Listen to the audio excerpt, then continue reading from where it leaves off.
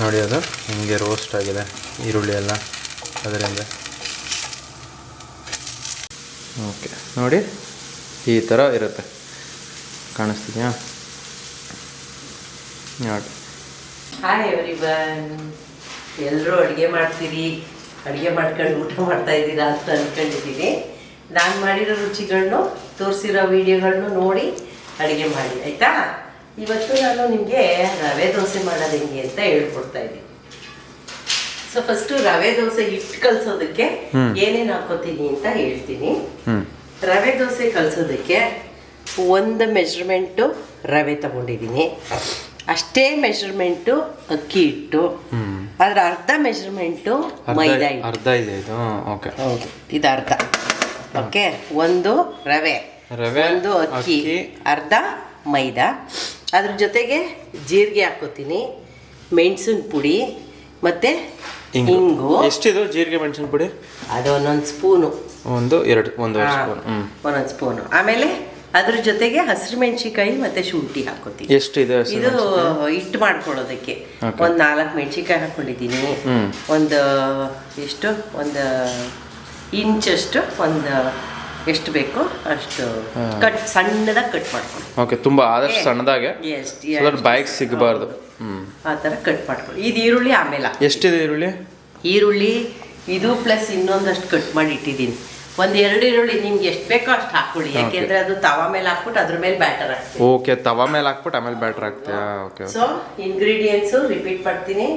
ಒಂದು ಮೆಜರ್ಮೆಂಟು ರವೆ ತಗೊಂಡ್ರೆ, ಇದು ನಾನು ಮೀಡಿಯಂ ರವೆ ತಗೊಂಡಿದ್ದೀನಿ, ನೀವು ಸಣ್ಣ ರವೆನೂ ತಗೋಬಹುದು, ನೋ ಪ್ರಾಬ್ಲಮ್. ಓಕೆ, ಮೀಡಿಯಂ ರವೆ, ಒಂದು ಮೆಜರ್ಮೆಂಟ್ ಅಕ್ಕಿ ಹಿಟ್ಟು, ಅರ್ಧ ಮೆಜರ್ಮೆಂಟ್ ಮೈದಾ ಹಿಟ್ಟು, ಜೀರಿಗೆ ಮತ್ತು ಪೆಪ್ಪರ್ ಪೌಡ್ರು, ಮೆಣಸಿನ ಪೌಡ್ರು, ಇಂಗು, ಅದು ಸಣ್ಣದಾಗಿ ಕೂದಿರೋ ಮೆಣಸಿನ್ಕಾಯಿ ಮತ್ತು ಸಣ್ಣದಾಗಿ ಕೂದಿರೋ ಶುಂಠಿ. ಸೊ ಇವಾಗ ನಾನು ಇದು ಹಿಟ್ಟು ಮಾಡ್ಕೊಳ್ಳೋದಕ್ಕೋಸ್ಕರ ಏನು ಮಾಡ್ತೀನಿ ಅಂದರೆ, ಈ ರವೆ, ಓಕೆ, ಒಂದು ಬೌಸಿಗೆ ರವೆ, ಅಂದರೆ ಒಂದು ಮೆಜರ್ಮೆಂಟ್ ರವೆ, ಒಂದು ಮೆಜರ್ಮೆಂಟ್ ಅಕ್ಕಿ ಹಿಟ್ಟು ಮತ್ತು ಅರ್ಧ ಮೆಜರ್ಮೆಂಟ್ ಅಷ್ಟು ಮೈದಾ ಹಿಟ್ಟು, ಜೀರಿಗೆ ಜಾಸ್ತಿ ಇದೆ, ಸ್ವಲ್ಪ ಕಮ್ಮಿ, ಜೀರಿಗೆ ಮತ್ತು ಮೆಣಸಿನ ಪುಡಿ ಮತ್ತು ಹಿಂಗು ಹಾಕ್ಕೊಳ್ಳಿ. ಜೊತೆಗೆ ಮೆಣಸಿಕಾಯಿ 4 ಮೆಣಸಿಕಾಯಿ ಹಾಕಿದ್ವಿ, ನಾವು ಸ್ವಲ್ಪ ಖಾರ ತಿಂತೀವಿ, ಮನೆಗೆ ತಕ್ಕಂಗೆ ಹಾಕೊಳ್ಳಿ. ಅದು ಹಾಕ್ಕೊಂಡು ರುಚಿಗೆ ತಕ್ಕಷ್ಟು ಉಪ್ಪು,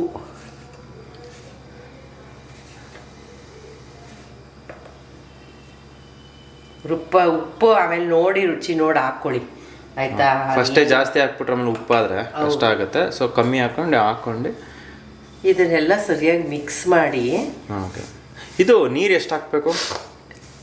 ಆ್ಯಕ್ಚುಲಿ ಮೆಜರ್ಮೆಂಟ್ ಇಲ್ಲ, ಫುಲ್ ತೆಳುವಾಗಿರ್ಬೇಕಾ? ಹೌದು, ತೆಳುವಾಗಿರ್ಬೇಕು. ನೋಡೋಣ, ಟ್ರೈ ಮಾಡ್ತೀನಿ ಮೆಜರ್ಮೆಂಟ್ ಹೇಳೋದಕ್ಕೆ, ಕಪ್ಪಲ್ಲಿ ಹಾಕ್ಬಿಟ್ಟು ಹೇಳ್ತೀನಿ. ಓಕೆ, ಸೊ ಇದು ಚೆನ್ನಾಗಿ ಮಿಕ್ಸ್ ಆದಮೇಲೆ ನೀರು ಹಾಕ್ಕೊಳ್ಳಿ. ಮೆಜರ್ಮೆಂಟ್ ಏನಿಲ್ಲ, ಕನ್ಸಿಸ್ಟೆನ್ಸಿ ಲಾಸ್ಟ್. ಹೌದು,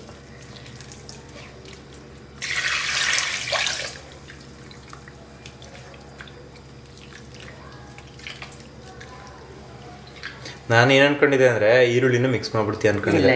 ಈರುಳ್ಳಿ ತವಾ ಮೇಲೆ, ಈರುಳ್ಳಿ ಎಣ್ಣೆ ಹಾಕ್ಬಿಟ್ಟು ತವಾ ಮೇಲೆ ಹುರ್ಕೊಂಡು ಅದ್ರ ಮೇಲೆ ಇದು ಇದೆಯಾ, ಆಮೇಲಿಂದ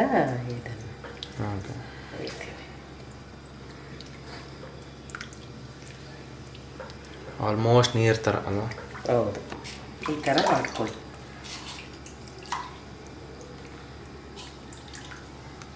ಈ ಥರ ಬರಬೇಕು, ಈ ಥರ ಬರಬೇಕು. ಓಕೆ ಓಕೆ, ಆಮೇಲೆ ಉಪ್ಪು ರುಚಿ ನೋಡ್ಕೊಳ್ಳಿ, ಏನು ಪ್ರಾಬ್ಲಮ್ ಏನಿಲ್ಲ ಆಯಿತಾ. ಇವಾಗ ರುಚಿ ನೋಡ್ಕೊಳ್ಳಿ. ನೆಕ್ಸ್ಟ್ ನೋಡಿ, ಈ ಥರ ಬರುತ್ತೆ. ಒಂದು 2 ನಿಮಿಷ ಬಿಡ್ತೀನಿ, 2 ನಿಮಿಷ ರವೆ ಒಂದು ಸ್ವಲ್ಪ ಅರಳಿ ಒಂದು 2 ನಿಮಿಷ ಬಿಡ್ತೀನಿ. ಅದಕ್ಕೆ ಮೊದಲು ಈಗ ಒಂದು ಬೇರೆ ಥರ ಚಟ್ನಿ ಮಾಡ್ಕೊತೀನಿ, ಕೆಂಪು ಮೆಣಸಿನ್ಕಾಯಿ ಹಾಕಿ ಅದು ತೋರಿಸ್ಬಿಡ್ತೀನಿ. ಸೊ ಸ್ವಲ್ಪ ಕಾಯಿ ಬಲ್ತ್ಬಿಟ್ಟಿತ್ತು, ಓಪನ್ ಆಗಿಬಿಟ್ಟಿತ್ತು, ಅದಕ್ಕೆ ತುರ್ಕೊಂಡಿಲ್ಲ. ಒಂದು ಸ್ವಲ್ಪ ಕಾಯಿ ಹಾಕ್ಕೊಡ್ತಾ ಇದ್ದೀನಿ ಮಿಕ್ಸಿಗೆ.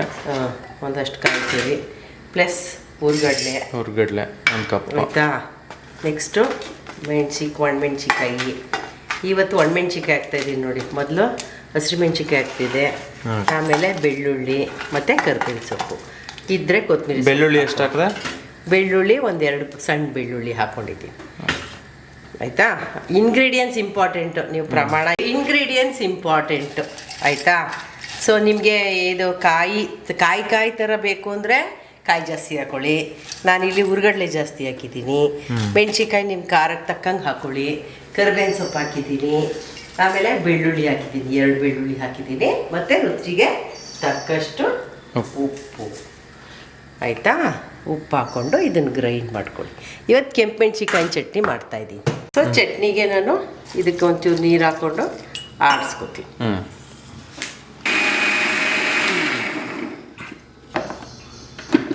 ಸೊ ಕೆಂಪು ಮೆಣಸಿಕಾಯಿ ಚಟ್ನಿ ರೆಡಿ ಇದೆ. ಸ್ಮೆಲ್ ಮಾತ್ರ ಗಮ್ಮನ. ಓಕೆ, ಇದಕ್ಕೆ ಬೇಕಾದ್ರೆ ಪುದೀನ ಹಾಕ್ಕೊಳ್ಳಿ. ಓಕೆ, ನೀವು ಪುದೀನ ಹಾಕಿಲ್ಲ ಅಲ್ಲ? ಇಲ್ಲ. ಸೊ ಕಲ್ಲು ಕಾದಿದೆ. ಇವಾಗ ಎಣ್ಣೆ ಹಾಕಿದ್ದೀವಿ, ಸ್ವಲ್ಪ ಎಣ್ಣೆ ಹಾಕಿದ್ದೀನಿ. ಸ್ವಲ್ಪ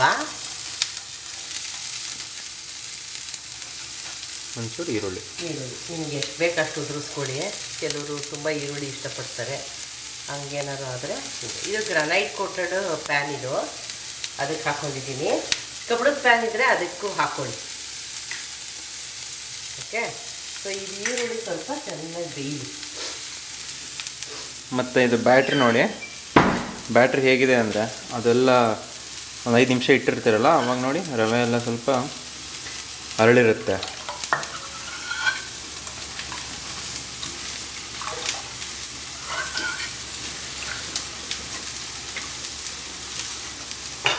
ಒಂದು 2 ನಿಮಿಷ, ಒಂದು 1-1.5 ನಿಮಿಷ ಅದು ಈರುಳ್ಳಿ ಚೆನ್ನಾಗಿ ಫ್ರೈ ಆದಮೇಲೆ ಬ್ಯಾಟ್ರ್ ಹಾಕೋಬೋದು. ಫ್ರೈ ಆದಮೇಲೆ ಕೆಲವರು ಕೈಯಲ್ಲಿ ತಕ್ಕ ಹಾಕ್ತಾರೆ, ಕೆಲವರು ಹಂಗೆ ಹಾಕ್ತಾರೆ.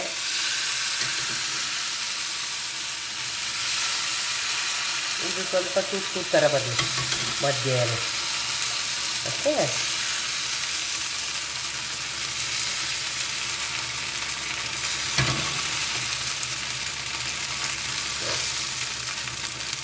ಈಗೊಂದು ಸ್ವಲ್ಪ ಬೇಯಕ್ಕೆ ಬಿಟ್ಬಿಡು.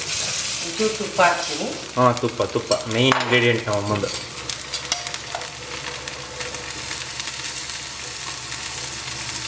ಚೆನ್ನಾಗಿ ಬೇಯಿಲ್ಲ.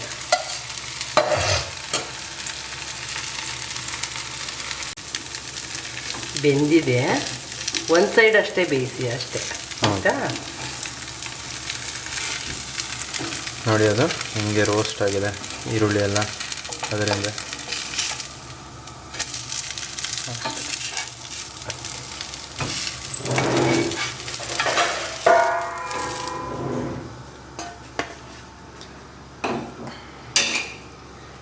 ಓಕೆ, ಈ ಥರ ಬರುತ್ತೆ. ಈಗ ಒಂದು ಟೇಸ್ಟ್ ಮಾಡೋದು. ಓಕೆ ನೋಡಿ, ಈ ಥರ ಇರುತ್ತೆ, ಕಾಣಿಸ್ತಿದೆಯಾ ನೋಡಿ. ಓಕೆ, ಈಗ ಟೇಸ್ಟ್ ರವೆ ದೋಸೆ ರೆಡಿ ಇದೆ.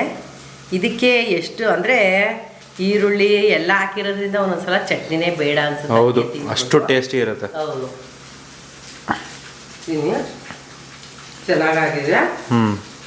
ಆಮೇಲೆ ಪ್ರತಿ ಸಲ ದೋಸೆ ಒಯ್ಬೇಕು, ಅದ್ರ ಕೈಯಲ್ಲಿ ಕದಡಿ ಅದನ್ನು, ಯಾಕೆಂದರೆ ಸೆಟ್ಲ್ ಆಗ್ಬಿಟ್ಟಿರುತ್ತೆ ರವೆ ಮತ್ತು ಇದು. ಸೊ ತುಂಬ ಚೆನ್ನಾಗಿ ಬಂದಿದೆ. ನೀವು ಟ್ರೈ ಮಾಡಿ ನನಗೆ ಕಮೆಂಟ್ ಮಾಡಿ, ನನ್ನ ಮಗನಿಗೆ ಸಬ್ಸ್ಕ್ರೈಬ್ ಮಾಡಿ. Thank you. ಬಾಯ್.